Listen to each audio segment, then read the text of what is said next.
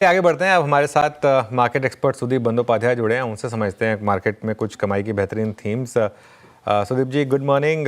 सुदीप जी, पहले बात करते हैं आज का जो स्टॉक ऑफ द डे है, हिंदुस्तान यूनिलीवर 4% ऊपर। ये स्टॉक काफ़ी अंडर परफॉर्मेंस के बाद आज एक मूव यहाँ पर। क्या व्यू होगा इस स्पेस पर आपका और लीवर पर इन पर्टिकुलर? अनुज, गुड मॉर्निंग। देखिए, एफएमसीजी पे पिछला करीब 1-1.5 महीने से हमारा व्यू पॉजिटिव बन रहा था, तो हम पॉजिटिव व्यू मेंटेन कर रहे हैं। बिल्कुल आप सही कहा, ओवरऑल एफएमसीजी दबाव में था। और एफएमसीजी पहले तो रूरल डिमांड का प्रॉब्लम था, फिर अर्बन डिमांड में कुछ इश्यूज थे। सब मिला के डिमांड स्थिति ऐसी थी कि इनका वॉल्यूम ग्रोथ बिल्कुल नहीं हो रहा था, और ये सिलसिला बहुत दिनों से चल रहा था। फाइनली इस क्वार्टर के जब अपडेट्स आने चालू हुए, लास्ट मंथ के जो अपडेट्स आए, उसमें से ये साफ नजर में आ रहा था कि थोड़ा बहुत ग्रीन शूट डेफिनेटली देखने को मिल रहा है। पहले मैरिको के अपडेट्स आए, वहां पे भी ये साफ था कि डिमांड इज कमिंग बैक। तो ऑब्वियसली अगर डिमांड वापस आएगा इस क्षेत्र में, तो सबसे बड़ा खिलाड़ी जो है एचयूएल, उसको सबसे ज्यादा फायदा होने की भी उम्मीद रहेगी। और ये उम्मीद जबरदस्त अभी भी लग रहा है, क्योंकि ओवरऑल एचयूएल का हम लोग एस्टिमेट कर रहे हैं कि अगर ऐसा चले तो ओवरऑल 6% प्लस रेवेन्यू में अपसाइड देखने को मिल सकता है साल में। और करेंटली जो 4-5% का जो भी अपसाइड देखने को मिलेगा, ये कंटिन्यूअसली ऊपर जाता रहेगा। बहुत सारे सरकार की तरफ से कंजम्पशन की तरफ फोकस वाले मेजर्स लिए जा रहे हैं, और कंजम्पशन को बढ़ावा देना जरूरी भी है, और इसका फायदा जरूर एफएमसीजी में दिग्गज कंपनी एचयूएल को मिलेगा। लीडरशिप ट्रांजिशन अनाउंस किया है इन्होंने, वो भी कंपनी के हित में ही है, क्योंकि the person taking over is experienced HUL lever hand.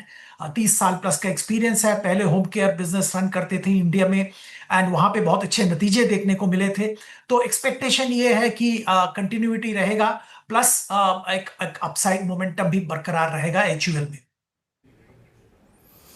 जी, ये एक्चुअली बात होगी 2516 पे डे हाई पर आके ट्रेड करता हुआ, और मूव जिस बीच निफ्टी एट डे लो 25240, और निफ्टी अब 20 डिमा के नीचे ट्रेड करता हुआ एज ऑफ नाउ, और बैंक निफ्टी भी 56767, यानी दोनों ही निफ्टी, इनफैक्ट निफ्टी बैंक इस पर 20 डिमा पे ट्रेड कर रहा है।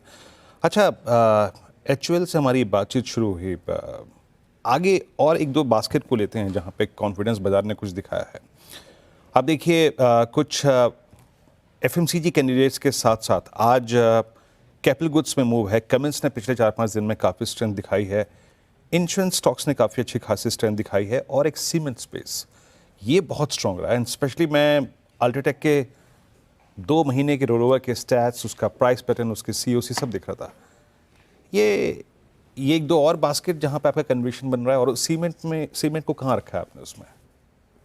वीरू जी, सीमेंट में बहुत जबरदस्त कन्विक्शन है। पिछले 6 महीने से हमारा व्यू पॉजिटिव रहा है, और ये ट्रेंड पिछले क्वार्टर जब नतीजे आए तो साफ था कि वैसे डिमांड में बहुत ज्यादा पिकअप तो तब तक नहीं हुआ था, पर उसमें भी प्राइसिंग पावर थोड़ा वापस आ गया था।